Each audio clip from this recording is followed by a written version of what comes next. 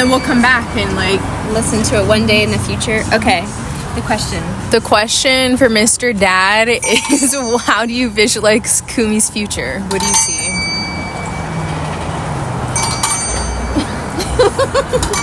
Take two.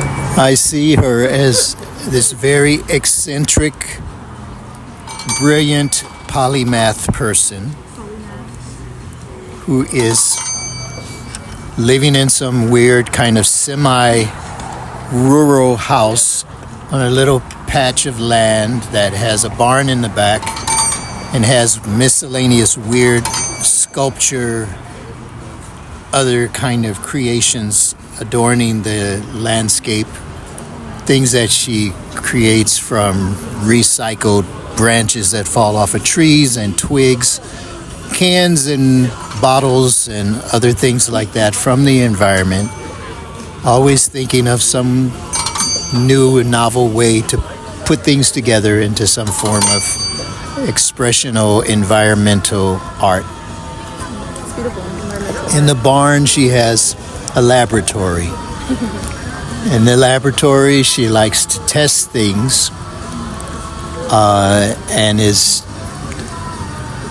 working towards getting enough investment capital together that once she has her ideas past stage one, then she can go out and seek investment capital for that as a patentable invention to then launch and bring her another source of passive income. And so she doesn't really want to get into the whole big, like, research the thing from A to Z, all the way of the manufacturing process, or et cetera, et cetera. She wants to spark it and launch it and receive the passive income streams. So she has about 7 of those so far. And at that level, she's looking for an upgrade on the overall facilities, but she doesn't want to sacrifice the general appearance. So what she realizes is that she has to go underground. So she annexes the property next door at a real discount, because the person who owns it is towards the end of life. And what she does is she negotiates a deal with the survivor family members to put all of the property into a joint trust. And so rather than just simply a family member being able to inherit that piece of land and take over the house itself, there's a recognition that the land has a better function and a greater return by becoming a site for the expanded research and production activities. But at the same time, so as to preserve the general feel of the property and that area, that becomes a subterranean facility. Then there can be a building of some structure on top for the benefit of the family members who would still want to be able to live in that facility, into that location. She wears kooky clothes still, no matter what. And this hat, it's a straw hat, and it's got a broad band around it. And it's got a big long feather. The feather's about 18 inches long. All right, so this is a continuation of what my father is prophetizing for Kumi's future, about a straw hat that I would be wearing. Okay, so she likes to wear this hat. She becomes known for that as something of a trademark. She has a big wide swing on her porch and another one underneath the tree in the front yard. She likes to sit out on it, put up her feet, and she vapes. Vapes? She vapes not with nicotine, but she vapes with rose water. When have I ever smoked? She vapes with a form of this concoction that's hemp-based, rose hips, and a few other herbs It's non-toxic in any kind of way. It's got a little bit of mushroom in it, and she likes to chill in her sublime states.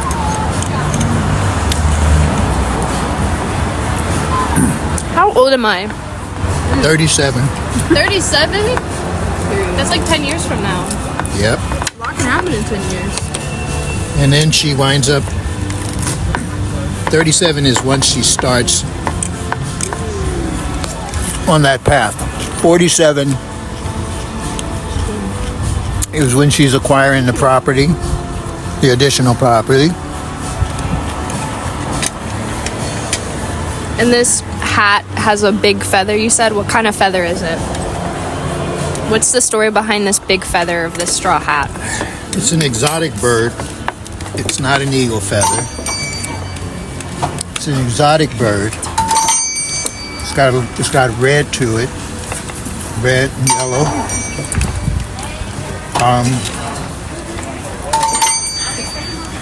As she gets older, of course, the hat becomes more and more worn, and she likes to wear cowgirl boots.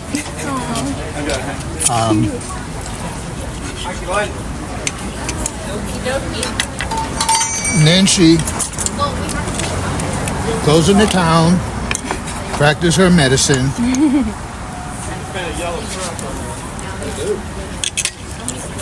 By this time,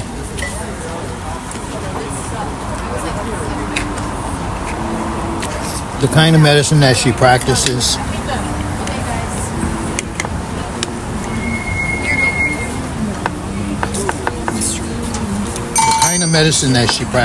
is a upgraded, modernized version of the medical system, but what makes it different is how she's integrated her spirituality with all of her patients. She left the hospital environment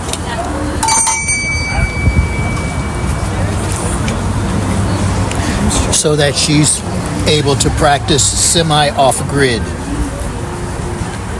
So when she's in the hospital or the clinic environment, she does the things that she's required to do, and she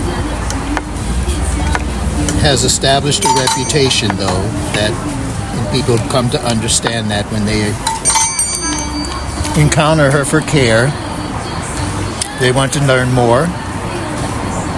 So she has plans in place to add another building on the property, which would actually be a clinic, where she can practice medicine the way she wants. Building on the property? A clinic on the property? Bingo. It was building up to that.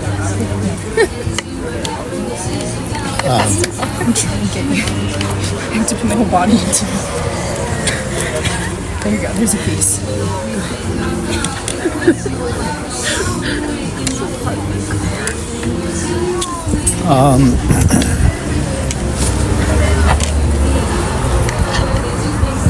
The way that she relates to children. This is very spicy, by the way. You want to try some? This is not as spicy. This is really spicy. It's all spicy. Try some of this. This is not as spicy.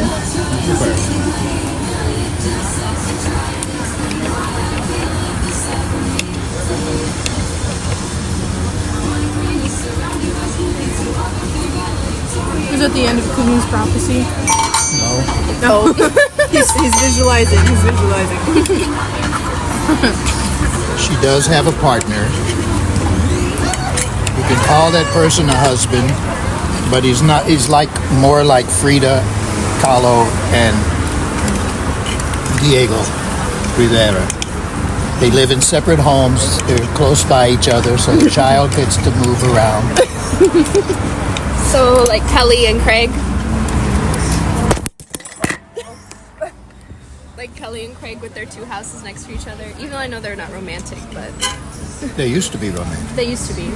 That's another story. We'll tell So you it's later. like that. That's how I. But it isn't next Separate door. places. He isn't next door. He's nearby, Nearby. and easy access for the. At this stage, it's one biological, and one that is adopted. Biological, the one that's adopted.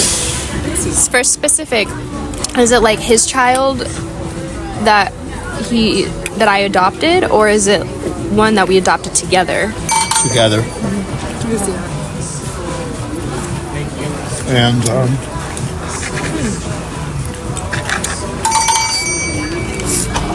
the adopted one is the younger one. There's a recognition that to have an only child was going to be limiting to the quality of life of the child.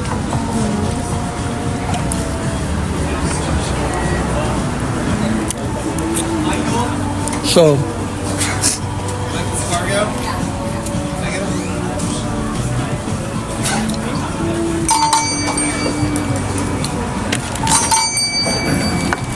You know their names. Can you visualize it? Can you visualize their names? Sonically, what does it sound like? Snuffleupagus. Ryan. What would you name them? the names will have deep spiritual meanings, and will be coming from other civilizations.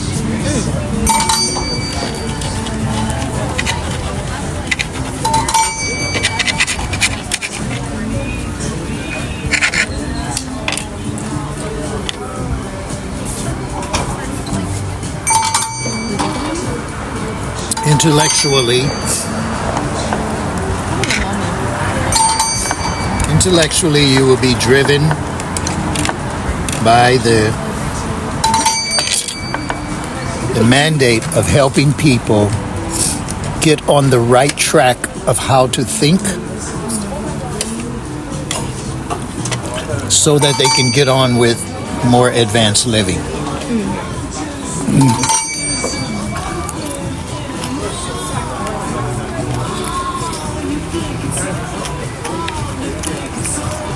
So the first phase of your diagnostic encounters with most people would be an understanding their blockages to thinking and thus to manifesting. By this time, you would have mastered that yourself, come to realize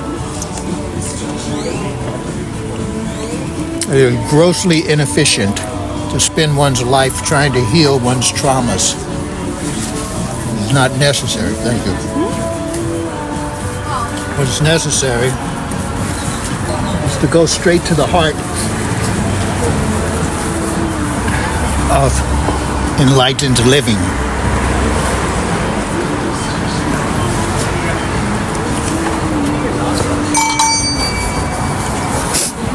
So, compassion of your programs will be much more along the lines of a tough love kind of approach, of direct solutions, as opposed to Sweet, soft. as opposed to nurturing and cuddling the woundedness of people. Doesn't mean you will be hard and harsh. You will just have covered so much of life by that time to understand the deceptiveness of indulging woundedness.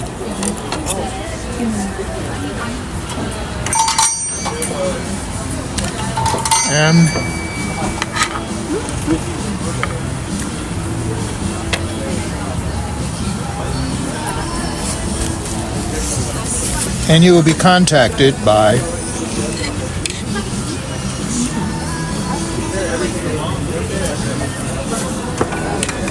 different groups that are countercultural, counter-authoritarian, that are secretive, and want you to be part of their agendas and their activities of subterfuge and counterculturalism. The counterculturalism you don't have much of a problem with in general, but the tactics of implementation,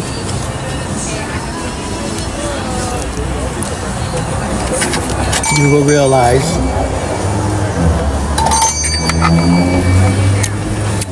numerous inherent pathologies that are driving these movements. And therefore, you will not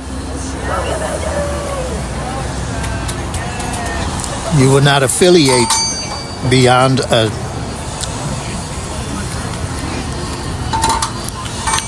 a light degree,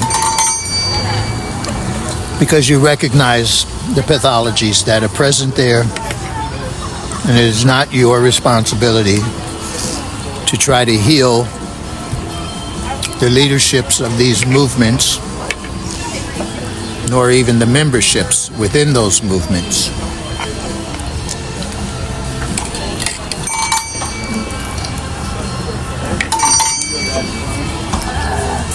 So you will be kind towards them.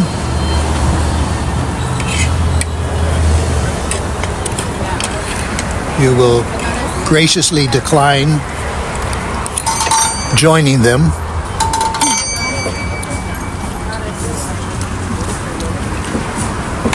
Yet you will remain available to assist individuals, as the individuals especially find themselves reaching critical stages of conflict with these organizations and wish to leave, or wish to experience healing, wish to experience awakening to a higher level than simply being an organized, conflict-oriented activist group. So individually they will come to you, and it will be acceptable to the organizations, because they will understand not everyone can endure within the intensity of their environments, and that they know that when people leave them and come to you for assistance, that you will help them in a very direct way,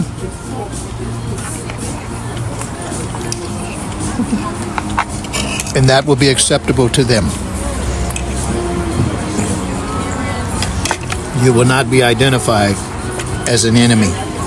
You will not be identified as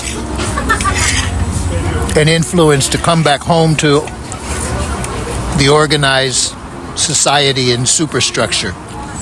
Instead, you are a greater light to the realization of the inner being, the inner self. Therefore, that is acceptable.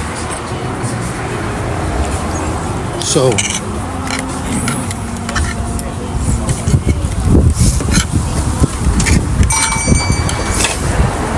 that's enough for now.